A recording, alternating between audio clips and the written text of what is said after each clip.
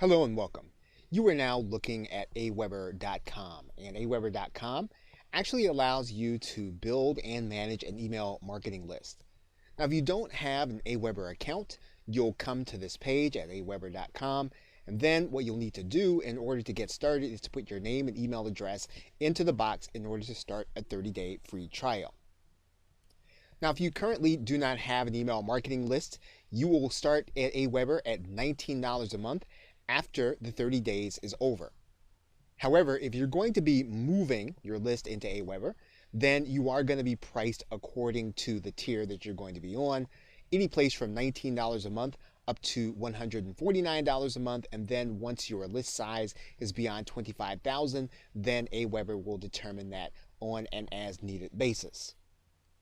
When you get started with Aweber, you are going to have to put in a credit card in order to get started because they're going to want to be able to bill you at the end of the period. And of course, you'll need to decide whether or not you're going to be billed monthly, quarterly, or annually. There are some price breaks if you do so quarterly and annually. Finally, they're going to have you agree to their service agreement. You are going to want to read that for your own information. So now once you've read through the service agreement, you can then sign up for Aweber. Aweber will give you a login and password, and then what you'll need to do is to put that login and password in order to log in. Once you are logged in, you will then be ready to start creating lists for your online business. Okay, so with that, thanks, and I will see you in another video. Hello and welcome. Now in this video, we're going to start the process by creating a list. And what you'll do is you will go inside of your Aweber dashboard. You will go to click the link that says Manage Lists.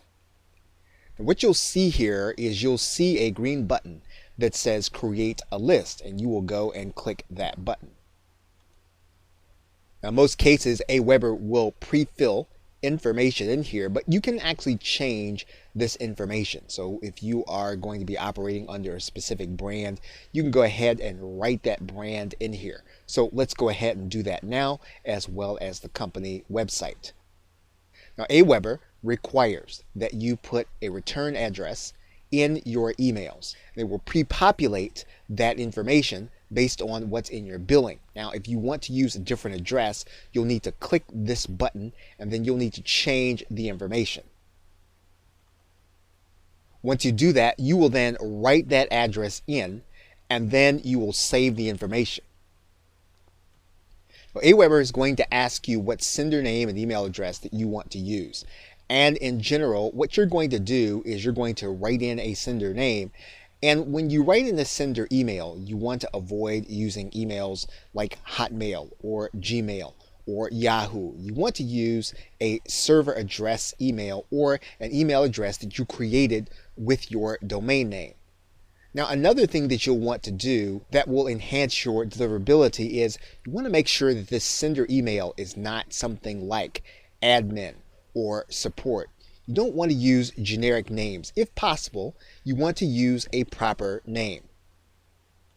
There is going to be another step based on the email address that you're going to put here, specifically if you're going to be using an email that you have control of through your domain name. But now, once you have all of the information in, the address you're going to be using, as well as the name and sender name, you can go ahead and click Next Step. Aweber will require you to give your list a name, but typically your customer will not see the name of this list or this explanation unless they choose to unsubscribe. So we're going to go ahead and we're going to describe the list and then give it a name, and we're going to keep it brief. As you can see here, you can only use 400 characters. So we're going to go ahead and do that right now. Okay, so once you've done that, you are going to then click Next Step. Now, Aweber has certain pre-approved subject lines, and you can use any of these subject lines that you feel is going to be most appropriate. Now, they will allow you to request approval for a custom subject line. Now, once you actually write the subject line in, Aweber will take time to approve it. In the meanwhile, what they'll use is they'll use one of the default subject lines that are at the top when you first sign in. So we're going to go ahead and click cancel so that we can see these back, and we're just going to choose the first one. Now we can also make changes to the confirmation. And so what we can do is we can then make sure that this message or this part of the message says what we want it to say. Now we want to keep this part brief. We don't want to make this a long drawn out paragraph. We want it to be brief so that it spells out exactly what your client is going to be getting when they sign up for your email list. In fact, you'll notice here that this says receive email from manage your list with Aweber. We might want to restate that to be a little more natural. Okay, but again, we don't make too many changes and we don't make that very long. We can also insert personalization. So in other words, one of the things that we can do is we can actually add in information that will personalize based on the information that is collected. So when your client actually comes and they sign up for your list and they use their first name, we can actually customize that information so that it says their first name and then they'll see the message. So all we would do here is we would click one of these buttons, and this will actually personalize the message so that it will say the person's first name and then give them the actual message. And this can sometimes help you with issues of deliverability. But again, that's optional. You don't have to do anything with this information. In fact, you can decide to delete out the information, click the edit button. You'll notice that that personalization is no longer in this space. We can actually edit the signature, and we can put in here a salutation or title. And then once we've done, then all we'll need to do is then we'll need to click this approve message button, and then we will then be creating our list. Now, the only thing that really needs to be confirmed will be this subject line if you choose to change it. So we are actually approving the message and then creating the list. And once you've created the list, you'll notice here at the top that Aweber will be working on that particular list, and all of the menu fields that we'll be working with will apply to the things that are going to be associated with this one list.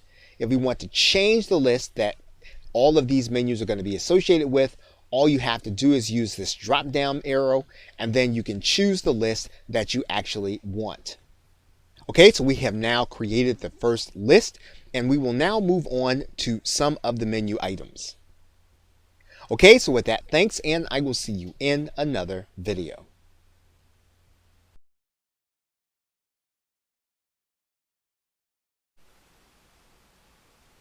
Welcome back. Now that you have created a list, you can now import users from another autoresponder into Aweber, so that if you have previously had an autoresponder account with another company, you can take those same leads and bring them into your Aweber list. So let's take a look at how to do that. Now, even though every autoresponder company is different, we are going to take a look at GetResponse, and we're going to take contacts from GetResponse and we're going to move them into Aweber. And the way that you do this in GetResponse is you'll go to the contacts area. You will then click search contacts. You'll then click view all contacts. You'll then click the specific list, and then you'll click search. That will then narrow down all of the contacts that you're going to move into a file and then move into Aweber. So once you have this list inside of GetResponse, you'll click the actions, and then you'll click export. You'll then write a file name, and then you'll click the export button. Once you've done that, GetResponse will give you the opportunity to then click a download button to get your file. Now that your list has been moved, you can now go back to the Aweber dashboard. What we're going to do is we're going to import that list in the CSV file into the list that we have just created inside of Aweber. We can do that by going to the subscriber area, and then we're going to go and click add subscribers. We're going to take a look at this button that says import more than 10 subscribers. We're then going to click this button and then grab the file that we created from Get Response. Aweber will bring you to this screen, and you'll be asked whether or not you want to import subscribers from a file or into your subscribers manually. Typically, what you're going to do, if you're going to be bringing people over from another autoresponder and you have a fairly big file, you can then click to browse and then go and grab the file from your hard drive. Now, the most important thing is that you match up the name and email address fields. And then what you'll do is you will then move to the next screen inside of Aweber. You do that by clicking the next button at the bottom of the page. Now, Aweber is going to want to know how you brought the list over. So in this particular case, you're going to say yes, you brought it over from another email provider. You're going to choose the email provider here. Once you do that, then what you're going to do is you're going to click this button that says they signed up with you, or you'll choose the appropriate section. So in this particular case, we're going to go ahead and write in the explanation, and then we're going to click Next. Now, Aweber will ask if you want to have a follow-up message sent or if you don't want to have one sent. Now, in this particular case, we're not going to have one sent, but you can opt to have one sent if that is what you want to do with these subscribers. We're going to click No, and then we're going to click Next. Now, you can decide whether or not you want your subscribers to opt in again, or you can decide not to. In this particular case, we're going to say no, and then we're going to click Next.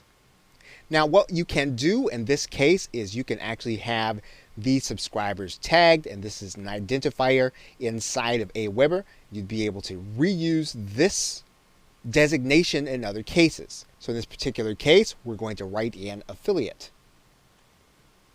And then we're going to click Finish Import. Okay, so once you have done this, then it's going to take some time for Aweber to actually go through the process of looking at your list to see if it is acceptable for them to bring it into your list.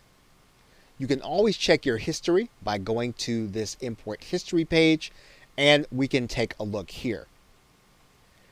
Now, in some cases, Aweber will tell you right away if you've had subscribers added and then how many were actually not added.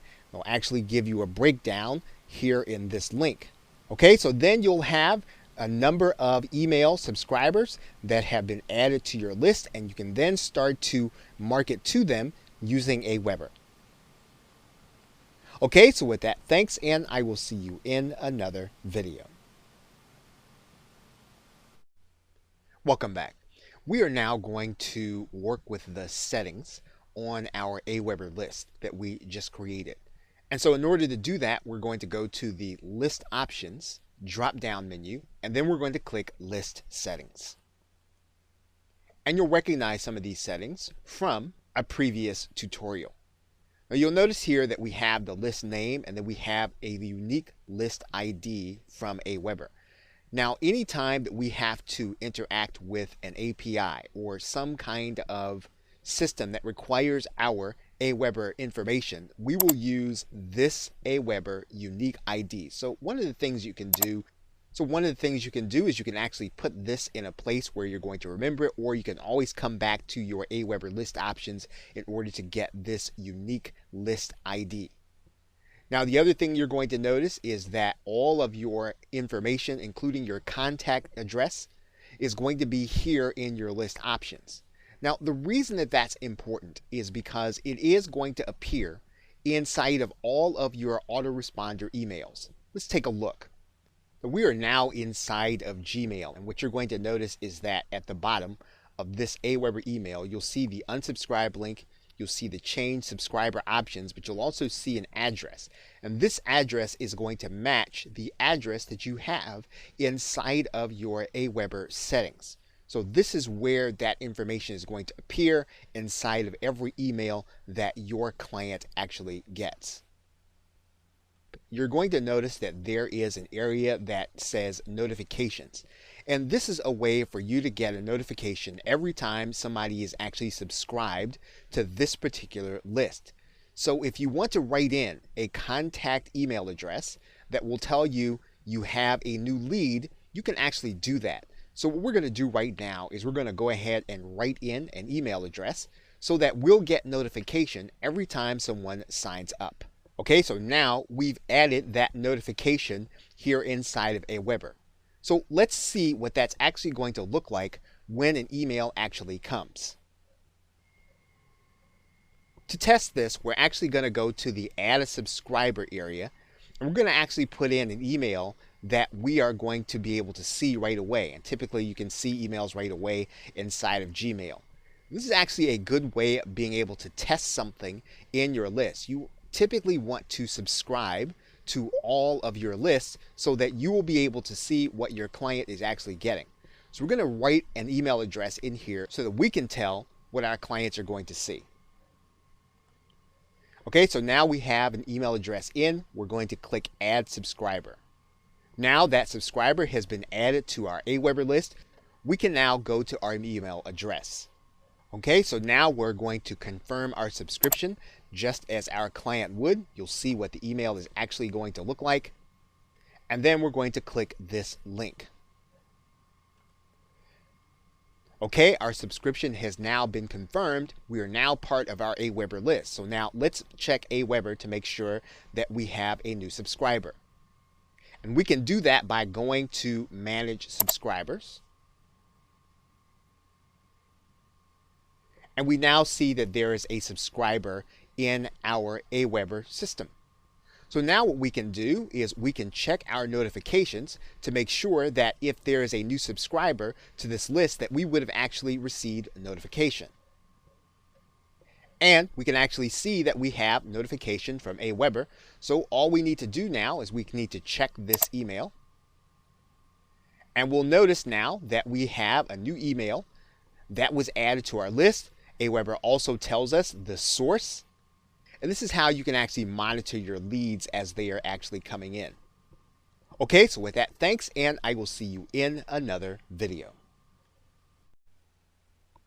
Welcome back. Now in this video, we're going to pick it up from the basic settings, and we're going to now go to this link that says personalize your list. Now you'll recognize the company branding that we did when we set up the list. You'll recognize the website URL. Now we didn't write an email signature in here. Now let's go ahead and write in an email signature as well as to upload an image into the logo area. So now that we have our branding in place, what we can now do is we can now start to customize our broadcast archive. And we can do that by first connecting with Twitter. And what this button is going to do is it's going to allow us to connect to Twitter so that our Twitter followers will actually get a copy of our broadcast as we send it out. So all we have to do is click this Connect with Twitter button, and it will integrate with the Twitter account that we currently have open. Now, if you are already logged into Twitter, all you'll have to do is click this Authorize app. If you are not currently logged into Twitter, you will need to connect to your Twitter account in order to give access to Aweber so that it can connect with the app. So we are now going to go ahead and click this Authorize App button. And so now our Twitter account is now connected to our broadcast archive. We can do the same thing using Facebook. And you'll see a button here that will allow you to click and then connect to Facebook, where you'll have access to all of your pages to actually publish your emails to your Facebook account. So when you click this button, it will connect to Facebook. What you're going to notice is that you will have access to all of the pages where you are an admin. Now, this will only work if you are already logged in to Facebook. And obviously, if you're not logged into Facebook, when you click that connect button, you'll need to log in. Once Aweber connects to your Facebook account, it'll pull in all of the pages where you are an admin. If you will not be using your broadcast on those pages, you can actually go in and you can X them out. So in this case, that's what we're going to do. We're going to X out all but one page that we'll be using for our email broadcasts. But once you have that connection, you're going to want to make it your default Facebook post. So what will then happen is that you will have the opportunity inside of all of your broadcasts to post them automatically to this Facebook page. Now, there are a couple of other settings that we'll want to take a look at for our broadcast archive. Now, what we can do in our broadcast archive is we can actually include some place where someone can sign up, as well as our Twitter link. But before we do that, let's take a look where this link says preview your archive, and then we can get a better sense of what a broadcast archive actually is and how you can use it. And you'll see here that the email broadcast archive is a page that's hosted by Aweber that will have a number of your broadcast emails.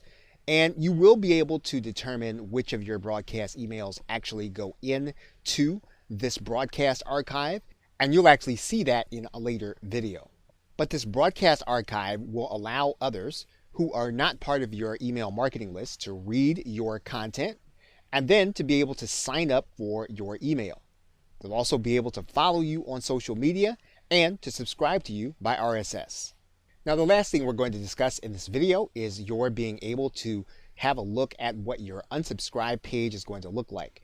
And this is what your clients will see when they decide to click the unsubscribe link in your email. You'll be able to see what it looks like based on your branding. So again, now you can see where your client will actually see your list name and your description. So keeping this in mind, you can write your description accordingly, knowing that someone will actually see it when they get ready to unsubscribe.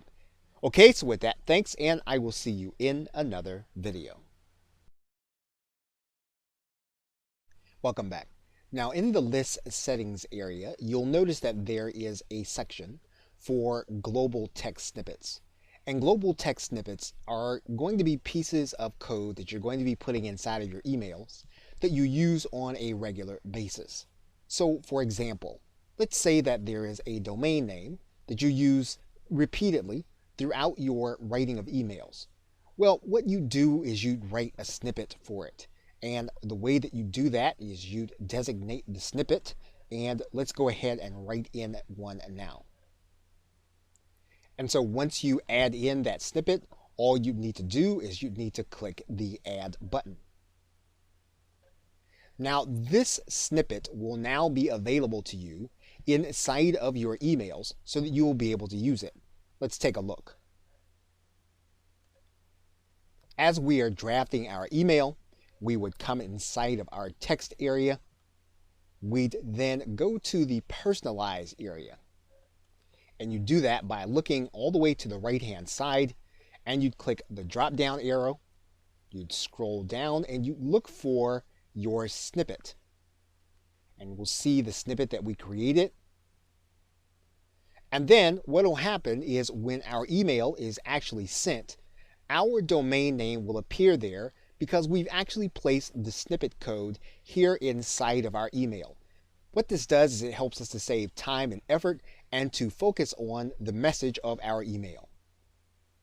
Okay, so with that, thanks, and I will see you in another video. Welcome back.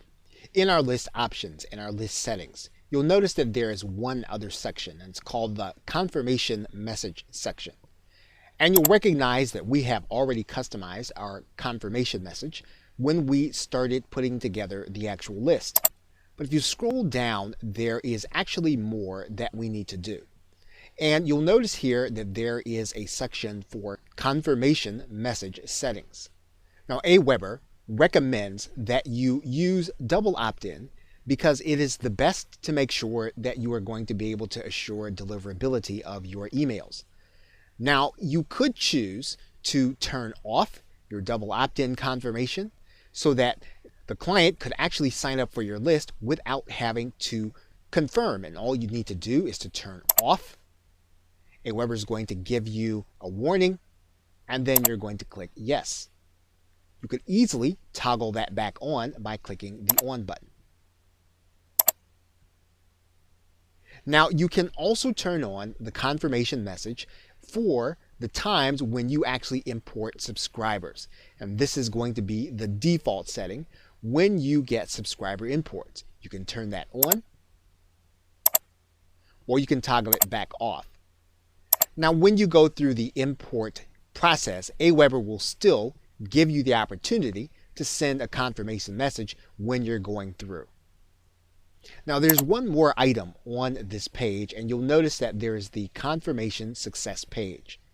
Now what some marketers will do is they will actually show their client, when that confirmation email link is clicked, something that they would actually want them to see in order to make a purchase or make a decision.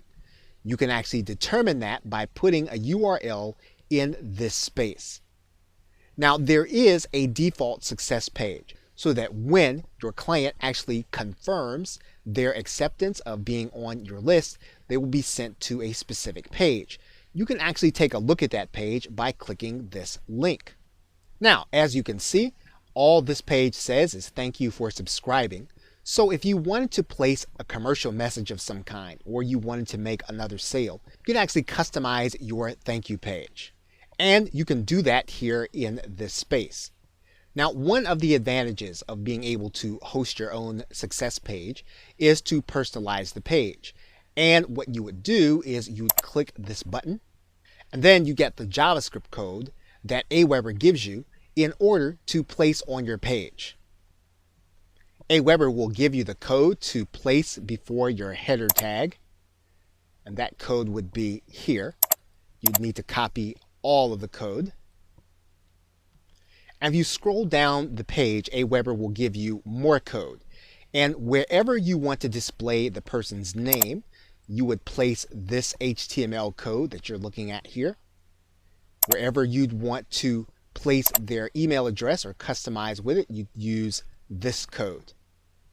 Now again, you are going to have to know HTML coding in order to use these scripts. But if you know them, this is a great way of being able to personalize the actual thank you page. Okay, so with that, thanks, and I will see you in another video.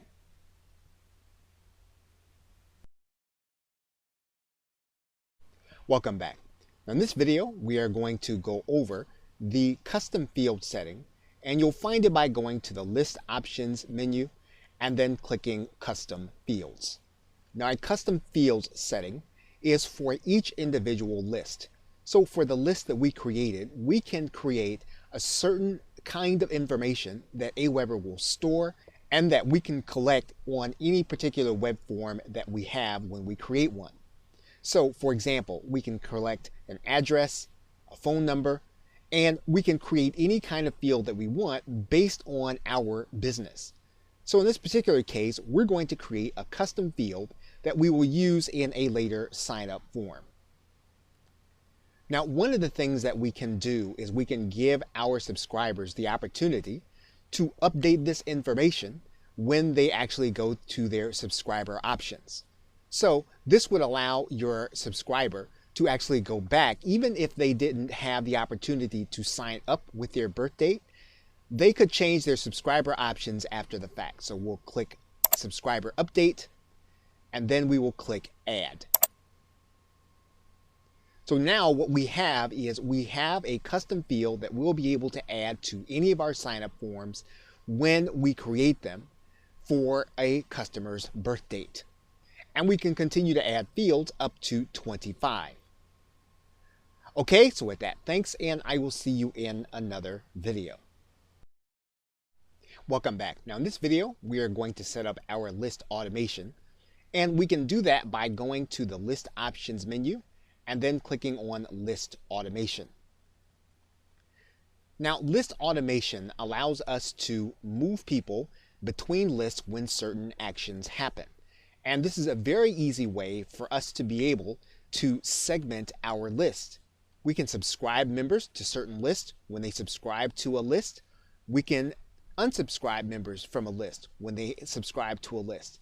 And we can basically control these actions by creating an automation rule. Now you can see the automation rule by clicking the down arrow. And these are all of the automation rules that are available to us. We can unsubscribe a person from this list when they subscribe to a certain list that we already have. We can unsubscribe someone from this list when they unsubscribe from a certain list. We can subscribe someone to this list when they subscribe to another list. And this is a great way of being able to get people onto lists when they take certain actions. Now, creating a rule is as simple as determining which list you want to interact with and then setting the rule. So we can have someone unsubscribe from this list when they become part of a certain list. Now, this will be of particular use to us when we automate the process of putting someone onto our email marketing list when they actually make a purchase. So that if someone is part of the list that we're on, and this happens to be a prospect list or a new introductory customer list, we can have that person removed from that new introductory customer list to a more focused customer list when they purchase a certain product. This allows us to market effectively. And we can do that all inside of our list automation. So once we determine the list interaction, all we do is click the Save Automation rule. And then we have the rule in place. If we decide that we don't like the rule and it isn't working the way we'd like it to work, we can actually go to the Delete button and take the rule out. Okay, so with that, thanks, and I will see you in another video. Welcome back. We are now going to go to the Reports menu, and we are now going to take a look at the settings. And what you'll notice is that the settings are actually the analytics setup. And this will allow you to track your activity to your email so that you'll be able to tell what kind of email you sent that caused sales, what kind of emails that you sent that caused certain activities. And this is a very good way of getting intelligence on how effective your email is. Now, there are a couple of steps in order to get analytics set up on your site with your email. Now, you'll notice here that step 1, Aweber talks about the premium analytics and the suite of features. And the first thing you're going to need to do is you're going to need to copy this HTML code onto every page that you like to track. So in other words, wherever you want to track activity on your site, you'll need to copy this code and then place it inside of the body tag. So what we're going to do right now is we're going to copy this tag, we're going to right click, and we're going to copy, and then we're going to head to our website. Now, Aweber instructs you to put that JavaScript code within the body tags. Now, if you were to use one of the popular web page builders for WordPress, which is OptimizePress, you would put that tracking code in this area where it says after the body tag, and you'd place this here. What you would do then is you would then click Save Settings. Once you did that, it would be time to head back to Aweber, and then you'd click the Continue to Step 2 button. Once you did that, you would want to then write in the web address where you actually placed the analytics code. Once you had the web address, you would click the Add button. Now, Aweber is officially tracking website clicks on the site where you placed the web address.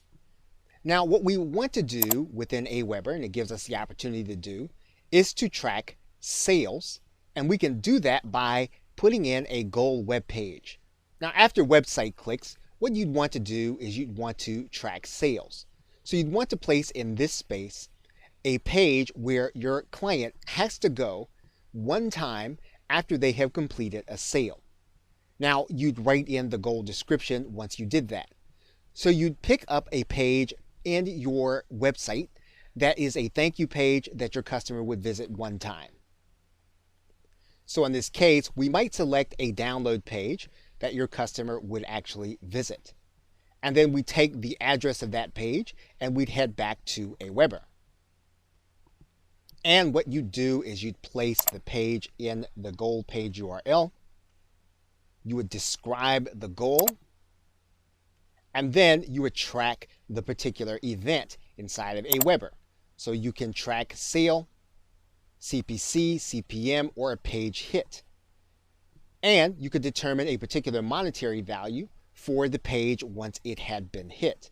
So in this particular case, we can track a sale, We can say that the monetary value of hitting that page is $17.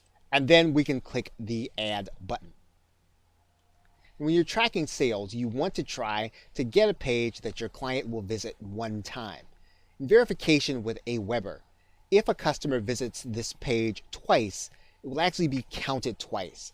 And that might throw off your monetary value. So you do want to keep that in mind. Now, one last area that is optional, but you'd want to actually place here, would be making sure that you want your IP address to be ignored in the statistics. And you can do that by finding your own IP address. And if you go to the website, what'smyipaddress.org, you will be able to find out what your IP address is. You can actually place that inside of Aweber. Once you've gathered that IP address and you've written it in, you can actually click Add. And you can add any number of IP addresses that you think will actually throw off your stats if you were visiting the pages where you are actually tracking goals. Okay, so with that, thanks, and I will see you in another video.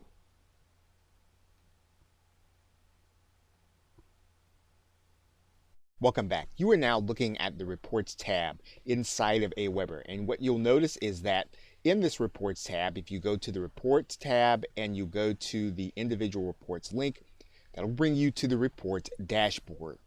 And there are two sections of the Reports dashboard. You can look at your account overall, or you can look at the individual statistics for one particular list, which is the one you have enabled in the right-hand corner. Now, if you look at your activity in any particular area, you can look at the data, or you can look at it according to individual leads. You can also look at it in detail if you click this link. You can look at your accounts over time, or you can look at it on a particular day, as you can see here. You can do the very same thing by looking at your account in aggregate in the account reports area.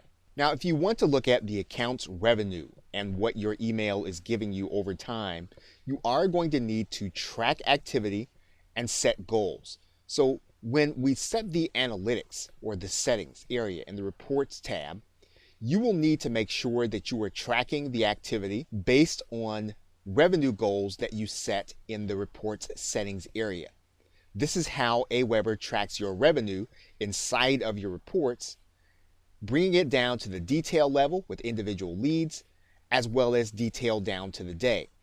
But again, if you don't track the revenue from inside of the settings area on each individual page, you will not have any detail for account revenue over time. That is the only way that you're going to be able to get it.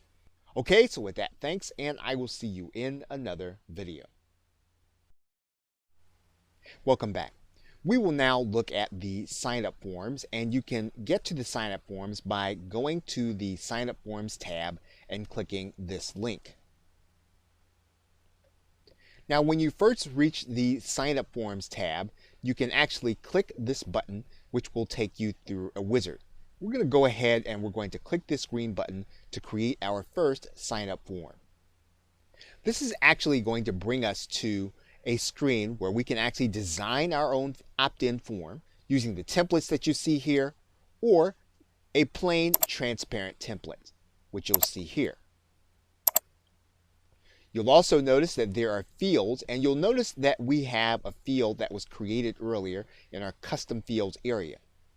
So if you wanted to create another custom field, all you need to do is to click this button, create a new field. It's the same field function that we found in the list options. Now, this template builder will allow you to preview each form as you build it, so that if you want to know what your form is actually going to look like, you can click this preview button. Now, if you get this error message, that means then that you have pop-ups blocked, and you'll need to enable them in order to see your preview. Now, in Google Chrome, this will mean going to the right-hand side. You'll need to click this button, and then you'll need to click Always Allow Pop-ups from Aweber, and then click Done. Once you've done that, you can then click the Preview button, and then you'll see your form there. You may still get the message to appear again, but you'll be able to preview your form. When you click the message inside of Aweber, it goes away. Now, each element of your sign-up form has detail that can be changed. For example, you can change the detail in the header by clicking this link, and you'll notice that you can change the background color or the border, and you can even go into some of the advanced options to put in images and to pad some of the margins.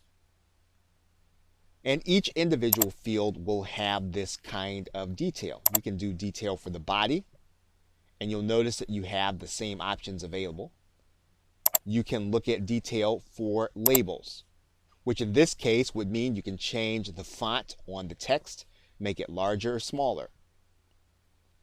You can look at detail on the inputs, which is actually what goes into the text boxes, which you can control again using advanced options. You can actually change the detail on the links. You can also change the detail on the submit button.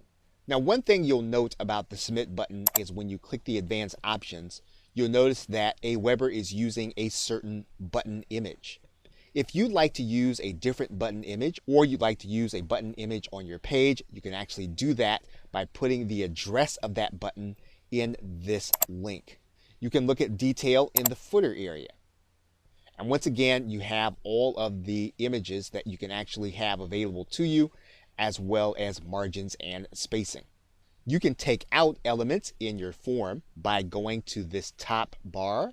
And for example, if we want to see the form without the header, if we want to see it without the footer, if we want to see it without the privacy warning, if we want to see it without powered by Aweber, we can actually do that.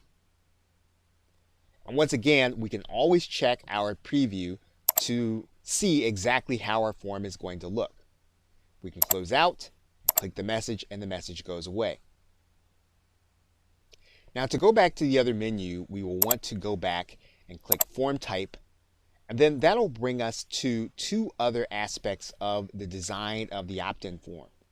And you'll notice that this form that we're looking at right now is considered to be an inline form.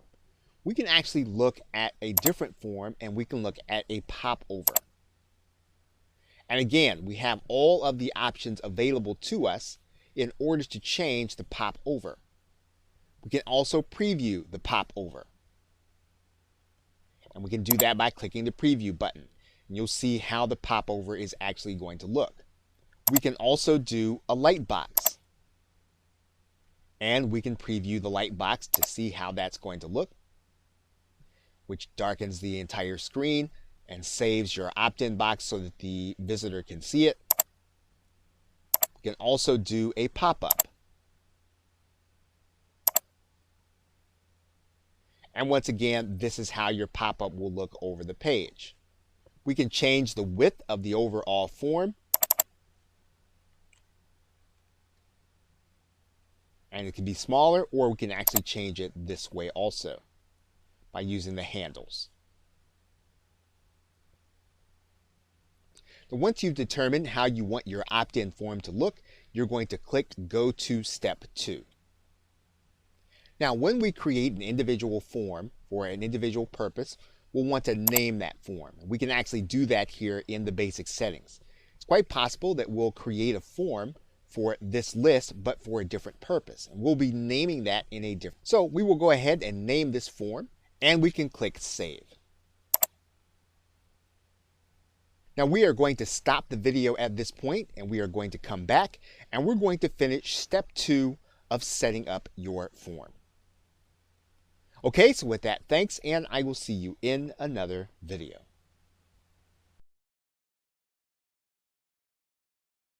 Welcome back. We are now at step 2 of setting up our sign-up form. And what you're going to notice is that there is a thank you page that you get to customize. And this thank you page actually appears as soon as your client types in their name and email address. Now we can preview that page so that we can actually see what it looks like. And it is instructive to do because you'll want to determine which of these thank you pages that you actually want. Now you will see that there is a basic version, and you can click the preview button to actually view it.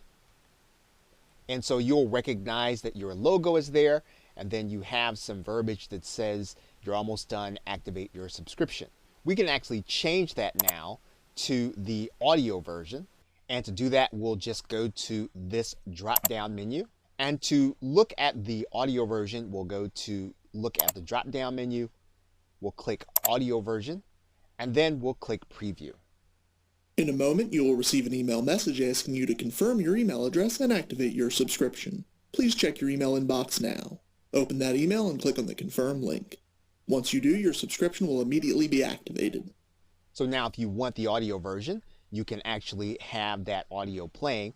And there is another version that we can look at. It is the smart video version. And we can preview that version now. Please check your inbox now to confirm your subscription. And the last way that you can actually do it is you can use your own custom page. So if you want to customize your thank you page, you can actually make it so that your customer will then see what you want them to see. Now remember, the most important part to this is that they go and confirm their subscription. This is not going to be the place where you want to do any marketing, with the exception of using your logo for your brand. Now you'll also notice that there is an already subscribed page, and all this does is when the client is actually trying to sign up for your email marketing list, they will be shown a message that says that they are already subscribed. And like the thank you page, you can customize your own page and place it here in this link. Now there are some advanced settings, and we'll take a look at those right now. And we can determine for each individual list how we want the follow-up messages to start. Now these are the messages that are going to appear automatically in your client's email box if you have them set up. So if you don't have any auto-responding outgoing messages set up, you don't have to worry about this. Now if you're going to be putting JavaScript code on your thank you page, your custom thank you page, you can actually have the form pass information so that you can personalize that page. This would allow your client to see their name and or email address on the thank you page when they sign up. And it is a way for you to be more effective in getting them to actually see the value in going to get what you've promised them when they sign up for your email marketing list. Okay, so that is all for step 2. We will now go to step 3. Okay, so with that, thanks, and I will see you in another video. Welcome back. We are now ready to go on to step 3, and we'll want to save any changes that we made in step 2 by clicking the green button. That will save our form, and then we're going to click go to step 3. You're going to have a section where if you are comfortable installing your form using HTML, you can click this box. If you're going to have your web designer or coder install your form, you can actually send them an email through this link. And if you're going to have Aweber host the form on their site, you can actually do that also. So we're going to start by looking at the first choice, which is I will install my form. Once you open the install my form link, you'll see that there are two sides. You'll see a JavaScript snippet and a raw HTML snippet. Now let's talk about the two snippets. Now the JavaScript snippet, when you take this code and you place it on your website, any changes that you make inside of Aweber will be made on your website automatically. So you don't have to make any changes in the code in order to change something that happens in Aweber. That is not the case if you place the raw HTML code. The HTML code you use, if you make any changes in Aweber, you're going to have to come back and get the code again to have those changes reflected on your website. Now another difference inside of the raw HTML version is that you'll notice that there is a box here that you can include beautiful form styles or you can uncheck them. And you'll notice that the code actually changes. Now in some cases when you're testing or when you're just trying to get a form to work, you should use a basic unformatted form, and this will put the basics onto your website in the code using the form that you create inside of Aweber. Now if you do want the additional formatting that Aweber offers, you can actually use the beautiful form styles. So we're going to now close the install my form box. I'm going to open up the my web designer will install my form, and what you'll notice is that all that's here is your designer's email and a message. So what this will do is this will allow you to send a message to your designer with the code so that they can put it onto your website. Lastly, you'll see here that there is a box here that says, have Aweber host my form. And what you have is a URL that you can actually have someone come to in order to opt into your list. So for example, if we were to copy this link and then put it inside of our browser, let's take a look. And you'll see here that the form is on the web and we don't have to host it. We don't have to use any code. All we do is share the link and then someone can actually opt in to our list. So we're now going to close. We've now covered all the ways that we can place our form on our website. Now let's go to an actual WordPress website to see how this is going to actually work. So what we're going to do is we're going to install the form ourselves. We're going to grab the JavaScript snippet. We're going to copy it.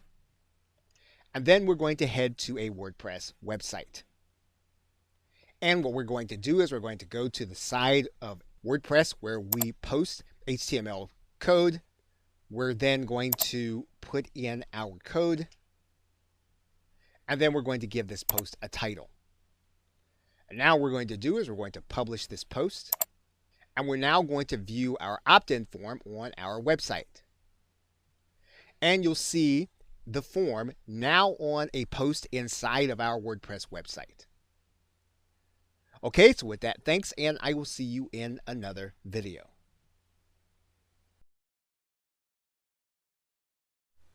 Welcome back. We are now going to talk about one of the main integrations you'll be using with your Aweber account. And what you'll notice is that at the very top to the right, there is a link that says My Apps. That link will take you to all of the applications and online websites that will connect to Aweber and integrate into their service. Now, we are going to talk about that in a later video, but right now we want to talk about the connection between Aweber and one in particular, which is PayPal. And we can integrate into PayPal so that every time someone purchases something through our PayPal account, we can actually have that person added automatically to our email marketing list. And so in order to do that, we're going to click PayPal in order to get started. We'll then want to click Integrate with PayPal. We'll then want to click this Enable button. You'll then need to grant permission to Aweber inside of your PayPal account, and you're going to click Grant Permission. That will bring you back inside of Aweber, and you'll be required then to go through a few more steps. What you'll want to do is you'll want to go to the Instant Payment Notifications page inside of your PayPal account, just as the instructions say here. You're then going to click the Choose IPN Settings. PayPal will then require you to put in an instant notification settings notification URL. You'll then copy this notification URL, and then you will paste it in the box inside of PayPal. You will then click the Receive IPN Messages, and then you will click the Save button. Then inside of the PayPal integration, you're going to choose the list to add people to when they purchase a certain product. Now, because you're likely to create multiple products, you will probably want to check this box that says, I want to add people to different lists when they purchase specific items from my store. So go ahead and click this link. And then what you're going to do is you're going to choose the product, and then you're going to choose the list. Once you've done that, you are going to click the Add button. And then you will have an integration so that whenever a person purchases this product from you with your PayPal button, they will then be added to your Aweber list. And then every time you create a product, you'll want to come back to this integration and then continue to add products to different lists inside of Aweber. Okay, so with that, thanks, and I will see you in another video.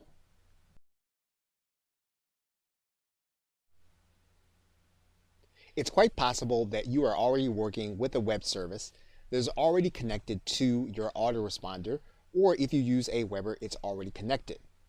Now, in many cases, those integrations are direct. Affiliate networks, social media platforms, shopping carts, all of them have direct application and integrations with Aweber. However, in some cases, the integration is not as direct. And when that is the case, you'll see something like what we're about to showcase right now. For example, if we want to integrate GoToWebinar with Aweber, we would click this link. And we would find that this integration actually happens through a third-party company called Zapier. So to start this process with GoToWebinar in Aweber, just as we would do with any other app that uses Zapier, we click the Enable button.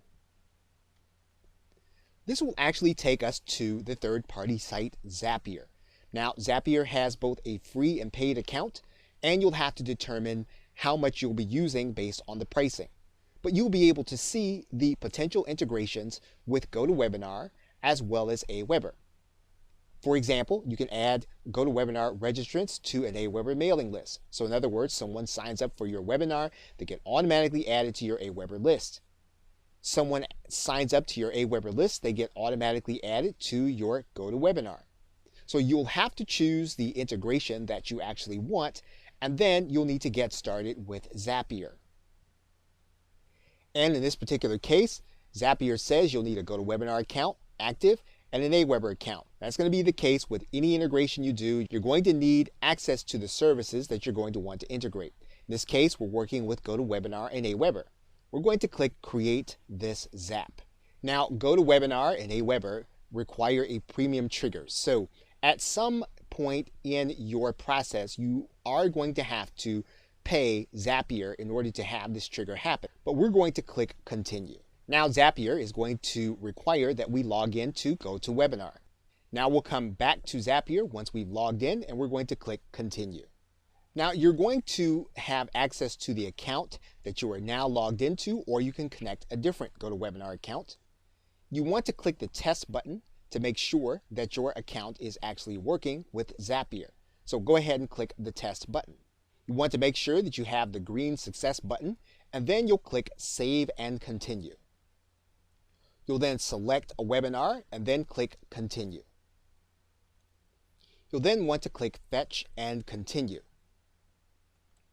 Once you click your test and you'll see that it's successful, you can then click Continue. So the Aweber action is going to be to create a subscriber. We're going to click Continue. We're going to test or connect an Aweber account and then click Save and Continue. So we've chosen our account. We've now chosen the list. And now what we want to do is to click Continue. So we want to test the system through Zapier, so we'll click Create and Continue. We've actually already added this email to the list, so we'll skip the rest of the test and then click Continue. Now because this is a premium service, Zapier is going to look for a payment at this point. You can pay monthly, or you can pay annually, or choose to upgrade your account in order to continue with the integration. Now this integration is premium through Zapier. In some cases your integration will be direct.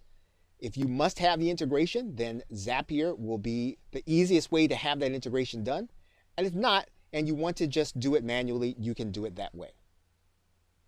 Okay, so with that, thanks, and I will see you in another video.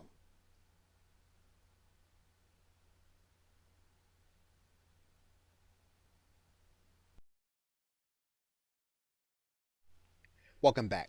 We're now going to go to the Messages tab, and we're going to go to the first tab, which is called Drafts. When we go to the Drafts tab, what you're going to notice is that you have a page where you can create a message and you can create a draft. Now, this screen will have all of the emails that you create inside of Aweber that have not been saved, added to broadcast, or added to follow-ups. So because Aweber auto-saves your email, you will be able to keep track of all of the emails that you are writing, and you will be able to have them in this area. Now, in order to get started writing an email, what you're going to do inside of the draft button is you're going to click create a message. Now you have three choices. You can either click the drag and drop email builder, which is what you will use in most cases because this will send the most attractive emails. You can send an email by plain text if you have a specific reason as to wanting to send plain text emails to a certain list. Or you can also use the HTML editor if you know HTML extremely well. Now, because most entrepreneurs will be using the drag and drop editor, we're going to actually start with this builder. So let's click this link. Now, there are several elements that you want to be familiar with inside of the draft screen. The first you want to be familiar with is going to be the template box. We can actually use some of the pre-formatted templates that Aweber gives us in order to send out our email. Now, of course, we can change any of these templates to be what we want them to be if they suit our message. Now, if you want to write a plain message to your email marketing list, all you'll need to do is to click this plain tab. And indeed, this is the default setting. So you don't really even have to choose this template. You will actually have this template inside of your message writer by default. Now, if you want to use a different format, you can do that. You can use a center aligned format, or you can continue to use the left aligned format. Now, in order to get back to the writing screen, what we're going to do is we're going to click inside of this box, and that's going to bring us back to the Aweber screen. Now what we're going to do is we're going to take a look at all of the elements that we can actually add inside of our Aweber email. So we're going to start by writing a message, and we're going to edit it as we go along. So we have our content, and what we're going to do is we're going to put our cursor inside of the body, and we're going to cut and paste our text. Now that we have our text inside of our email, we can actually start editing this email so that it actually looks the way we want it to be. Now, one of the things that we're going to need to do is we're going to need to take out some of the titles. So now that we have our content inside of our email, let's take a look at some of the things that we can do. Now, we can always change the appearance of the text and make it larger for our client. And all we would need to do is to highlight the text, then change the size. We can make the size anything that we actually want within this box. So now that we have the text at the size that we actually want it, what we're going to do is we're going to personalize the email. Now, one of the things that you'll notice at the very beginning is that this email is going to be personalized.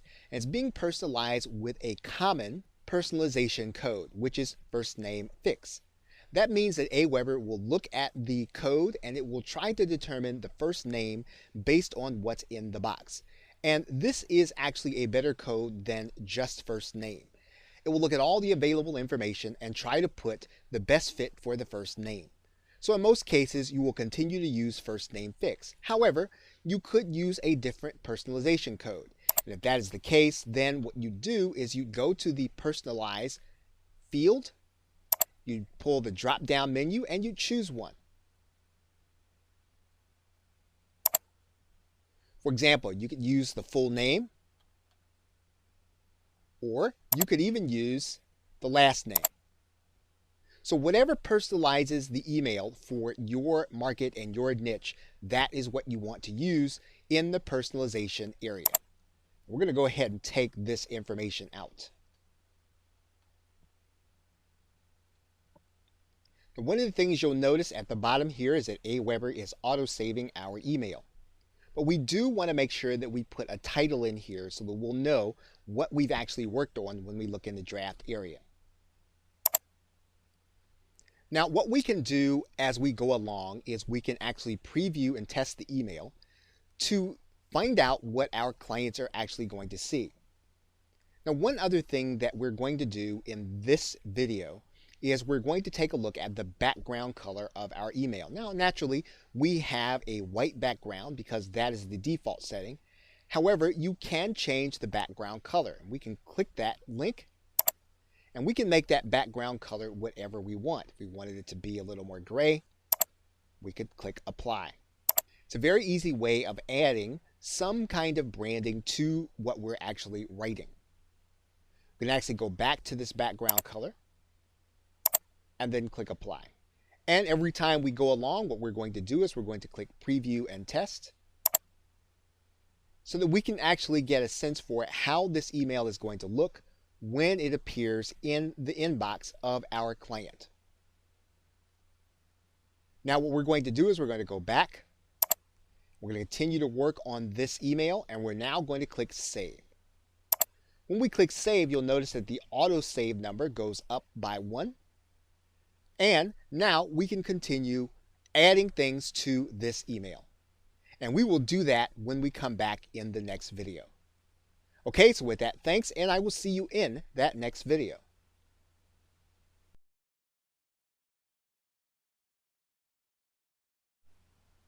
Welcome back. We're now going to pick it up inside of the writing screen, and inside of the text editor, you have all of the same editing features that you would have in any other word processing document. So for example, once we place the cursor inside of here, what you'll see is that you have a toolbar that is enabled to you. So that means that you can take any of these words and you can make them bold. And by clicking the B, you can take the bold off. You can do the same thing for italics, and clicking again and turning the italics off, underline, and strike through. You can also change the actual color of a particular text by clicking apply, and then when you take the highlighter off, you'll see it. You can change it back to black.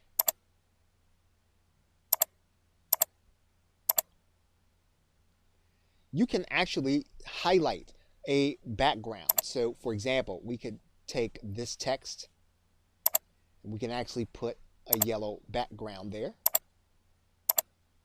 and you'll see that there is a background. We can take that background right back off and click apply. So you have all of the same text features that you would have inside of any word processing document. You can also bullet point, and you can take the bullet point off.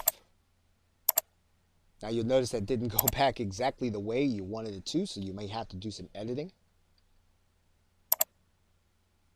So you want to make sure that you can work with all of the features inside of your word processing to make your document look the way you want. And again, remember that all you'll need to do is to click the preview and test button to take a look at how it's actually going to appear to your client. Now, Aweber will allow you some drag and drop features inside of your newsletter. So what you could do is you can use any of the features that you see on the left-hand side menu by dragging and dropping. So for example, we can drag and drop a headline in here. And we can write that headline in. And we can take that box right back out. Now, one thing that you may be doing is you may be adding an image, and you can actually do that by writing in and dragging and dropping the image inside of the editor. And you can take the editor back out. You can drag and drop a video into your box. And what you'll notice when you actually set up the settings for this video, we do that by clicking inside of the video. We can actually put a video URL inside of here, and we can actually have the thumbnail to appear. So let's do that right now. We can write in the title, and then we can even determine the destination URL for the video. If we decide we don't want it, we can take it right back out. We can add in a button or a button code. And of course, if we click on top of the button, then we can actually send people based on them clicking that button to the page that we want them to go. and we can take that button right back out. We can add in our social media contact, Facebook and Twitter. And by clicking on Facebook and or Twitter, we can actually customize where we want those links to go. We can add in a product link, and this is much the same as a buy button. So we can actually edit the image. We can add an image, and then we can have it linked. We can have our button, which will send people to a page. So we have total customization over this particular product image. We can add in a coupon. And of course, we can actually write in what we want to see inside of that coupon and take it back out. And then we can add in our logo. Again, with all of these images, we can actually size these down to what we want them to be. We can click inside and adjust them from there.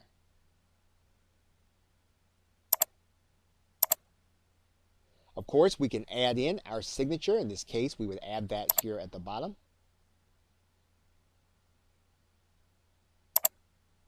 And we can even add in a divider.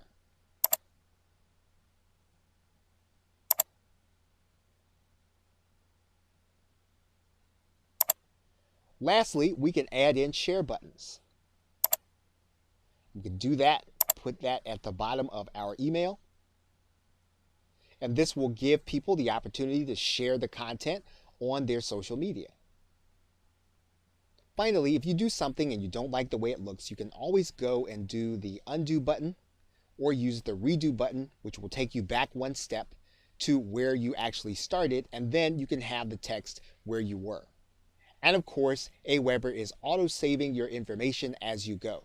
You can always go back to a previous version at a particular time. But the best way to do that, if you can, is to use the undo and or redo buttons. Okay, so with that, thanks, and I will see you in another video. Welcome back. When you have completed your drafts, one of the things that you can do is you can actually place that draft inside of your follow-up series. And these are actually your autoresponder emails.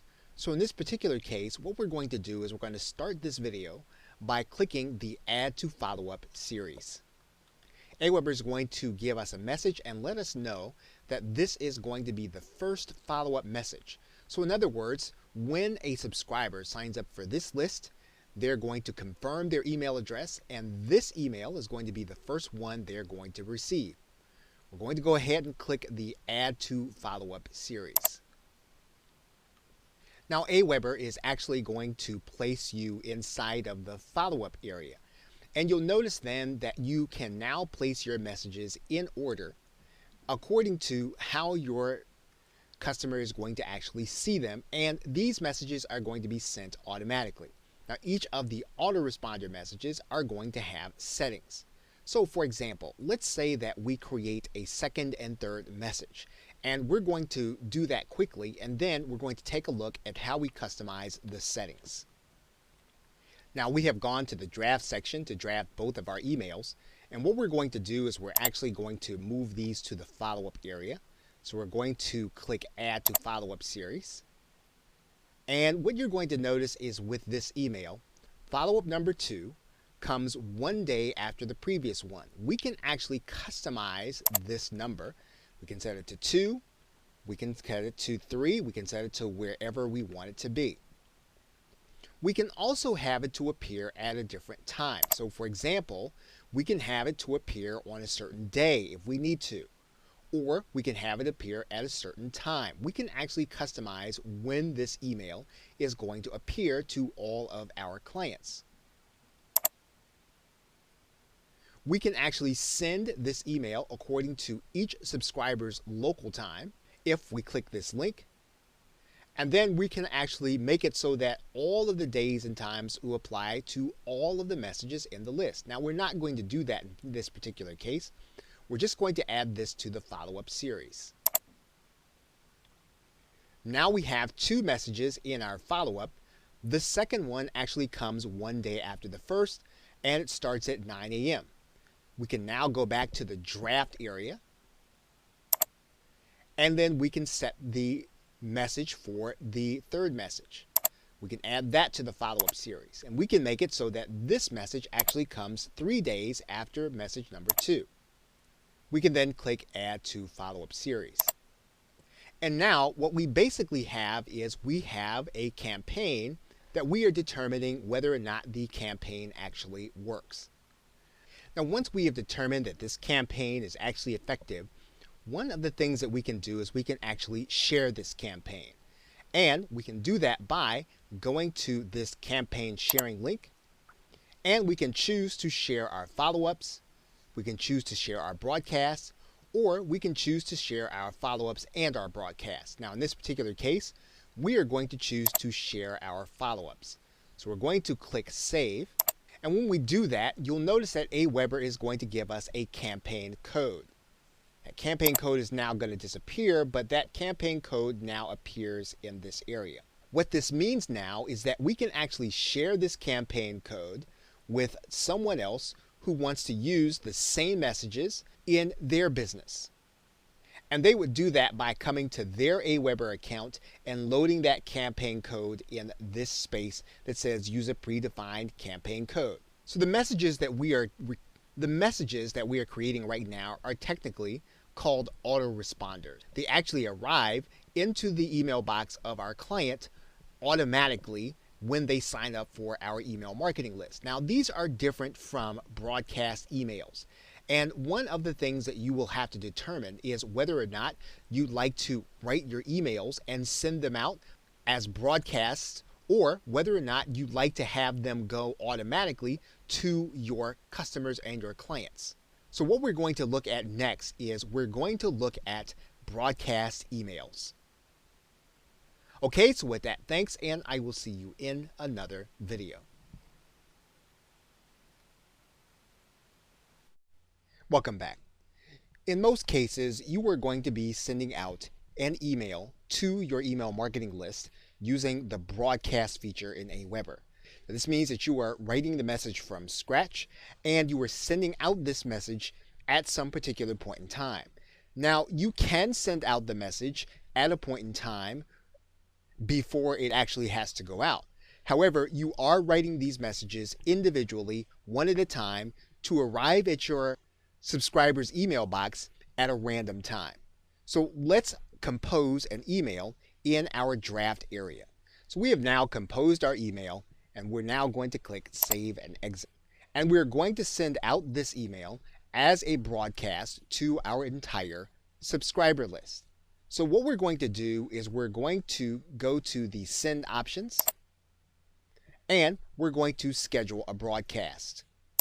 Now, you'll notice that if you decide that you want to change the subject line, you can actually change it in this field, or you can leave it as it is. And in the first section, there are some decisions that you can actually make. So, for example, we can click the Edit button, and we're going to notice that you can actually produce your own broadcast archive. Now, that broadcast archive is actually already branded because we did that in an earlier video. So, for example, let's take a look as to how this broadcast archive will actually appear. Now, right now, we don't have any emails, but you'll notice there is our logo. You'll notice there is an opt-in page. And what we can do is we can share this broadcast archive just as we would any other web page. So when we publish to a broadcast archive, it's almost like publishing to a web page. And the same thing is going to be true with our RSS feed. Now, we can also post to our social media accounts, and we can do that to a particular page or a particular Twitter account. And we can do that by connecting to a new account in these areas. Now, we're not going to do that right now. We've actually already determined in our settings that we are not going to connect to Twitter or Facebook, but you can, so that your broadcast email will appear there. When you have made all of your choices in this area, what you're going to do is you're going to click Apply. Now, the next stage is who is actually going to receive the message. And this is actually going to be very important. So we're going to click the Edit button. Now, in this particular case, we can actually send the emails to just the people who are going to be on this list, or we can actually include everyone on all of our lists. And typically, if you're going to have a broadcast email, you'll send it to everyone on all of your list. Or you can exclude some lists or include others. So in some cases, what you could do is you could include everyone in 3 lists and exclude everyone that would be part of another list. You have maximum flexibility over how you're going to actually structure who actually receives this email. Now, the other thing that you can do is you have some choices about who within those email lists actually are going to receive this email. In this drop-down arrow, you notice that you can actually send to the active subscribers. You can actually send to subscribers that have only been added since today, or yesterday, or 7 days, or in the past year. What this does is this actually allows you to send to people who you can segment based on a certain pattern, and then you can actually market to them more effectively. Once you've determined who is actually going to receive your message, whether or not they're going to be included or excluded on your list, or whether or not they're going to be added at a particular time, you're then going to click Apply. Now, another thing that you can do is you can determine when this email is going to be sent. You can click the Edit button, and you can actually time this email so that it can be sent at a particular day on a particular time. We can go into the future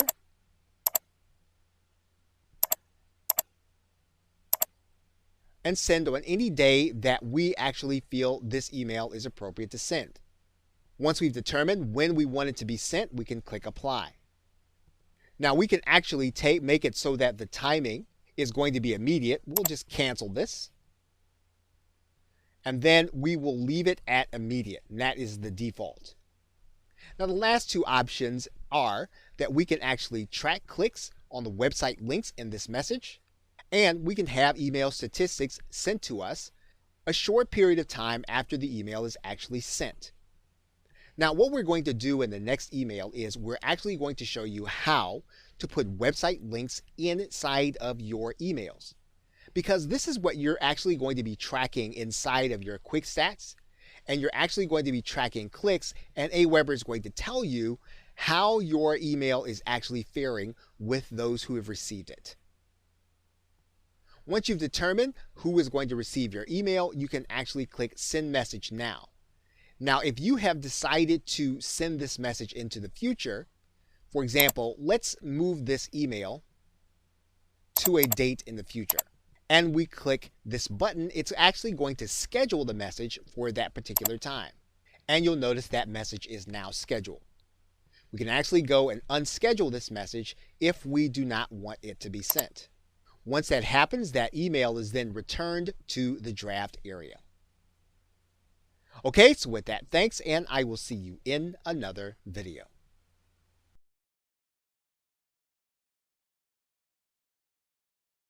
Welcome back. Now, in this video, we are going to focus just on creating links inside of your emails. And these links can be created for broadcast emails. They can also be created for follow-up emails. What we're going to do is we're going to edit a message in our drafts area, and we can click the edit link, and that brings us to the edit screen. Now, in order to place a link, all you'll need to do is you'll need to place the link someplace in the body of your email. Now, there are several ways of being able to do this. You can actually place the actual URL and create a link with it. For example, we can create a link in this way.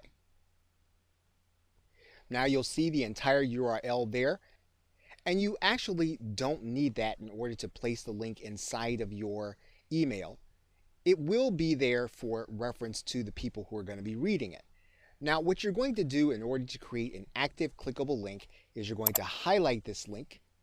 Then you're going to click the link icon. That's going to open up into a dialog box. And what we're going to do is we're going to take that URL, we're going to place it inside of this URL. And what you'll notice is that there is an HTTP here, an HTTP here. And what we need to do is we need to make sure that we backspace so that all that appears there is the HTTP on the left side and then the URL on the right side.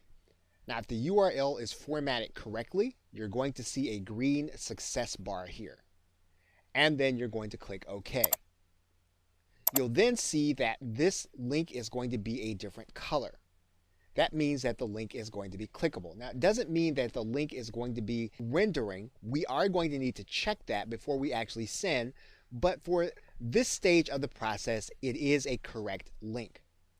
Now, another way to send a link, obviously, is to hyperlink inside of your text. And you can do that by going inside and actually highlighting text, going to the link icon, and then placing the URL inside.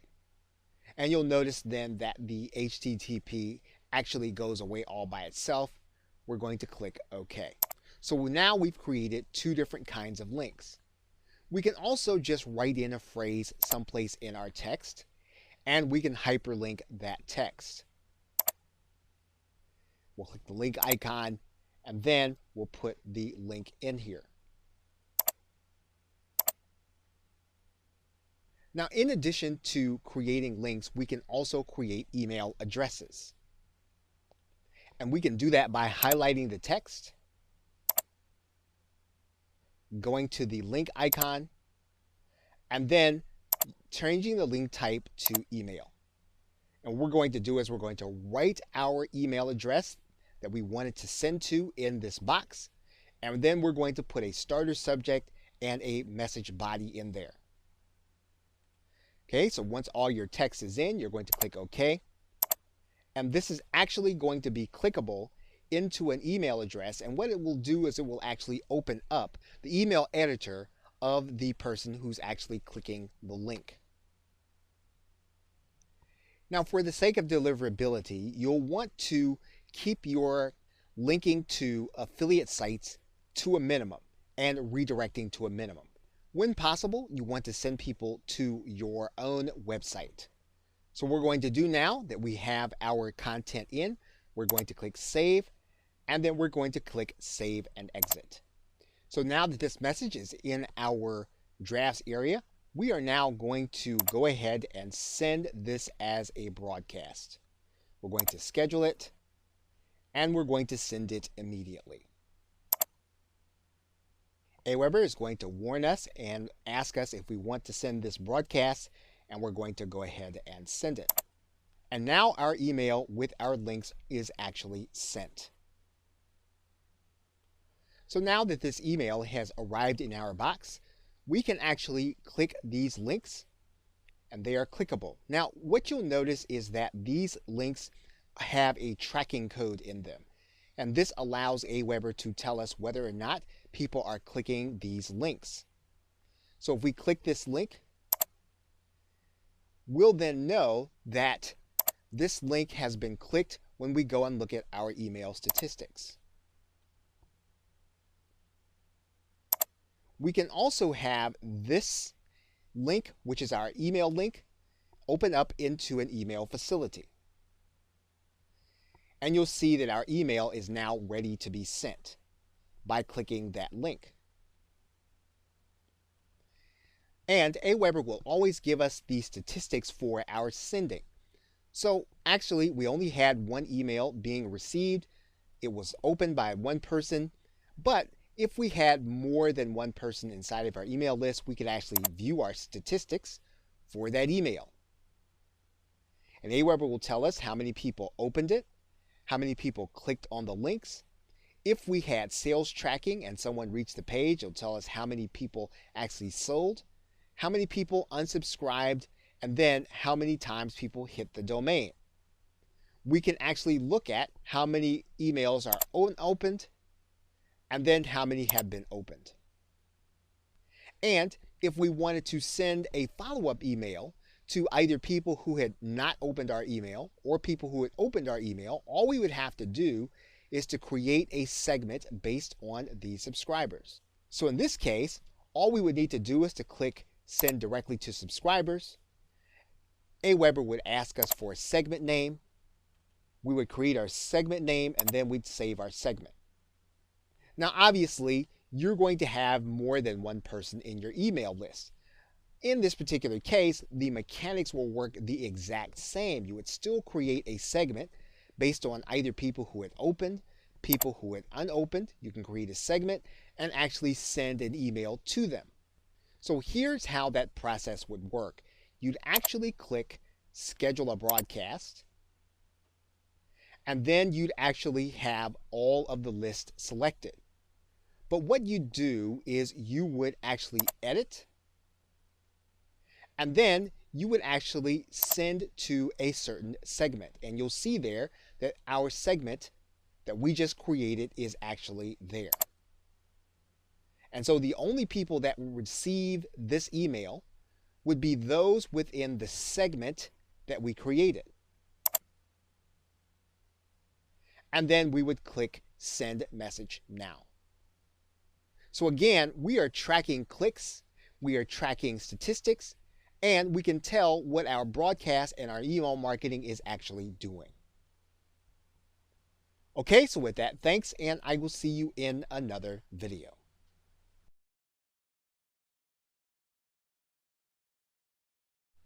Now, one of the ways to create content for your emails inside of your draft will be to do a blog broadcast. And Aweber has that blog broadcast in the messages area, and all you'll have to do is to go to that link and then click Create a Blog Broadcast. Now, if you are a blogger or a podcaster, you'll be able to create your broadcast by having your RSS feed URL. Now, this is going to happen every time you publish a certain amount of content. So what you're going to want to do is you're going to want to write in a subject so that your customers will recognize that this is going to be your content and that you have actually published something new. So you can actually write in here something like new post. You can actually personalize that subject line so that when the person actually sees the email, they're going to see their name, they're going to see that it is a new post. So what you can then do is you can write in a message that's going to appear every time that you have new content. We can actually put that same message inside of the plain text box so that it also goes out. Now, if your content is from a WordPress blog, Aweber can actually tell you how to find the feed URL for your RSS. And typically it is going to be in one of the forms that you see here. We can take that feed information and we can place that in our feed. And then we can actually choose a template. Now you'll notice that we've just got writing here, but we can actually use a template, or you can leave it in the plain format. And that is what we are going to do. Now, if you scroll all the way down to the bottom, you'll notice that we can actually control the send time of the content and the email. So we can actually send the broadcast either immediately or we can send it at a specific time. We can also determine how often we send the broadcast, which will not be dependent on how often we publish. So, for example, we can send a broadcast on a certain period of the day, a certain time of the month. We can send it automatically, and of course, we can continue to track clicks. So once we've determined how we're going to send our broadcast, we can then click the items, and then we can click Save Blog Broadcast. So now we have automated content so that whenever we actually have new content on our blog, it's actually going to be sent to people according to our post reaching the number 4. This is a great way of actually keeping the people who actually want your content well aware of what it is that you are doing. Okay, so with that, thanks, and I will see you in another video.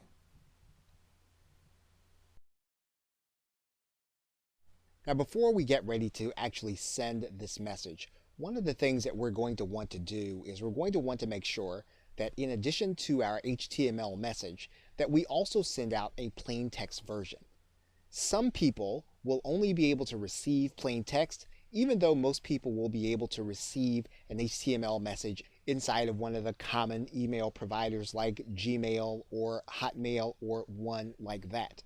So what we're going to do is we're going to go to the plain text area.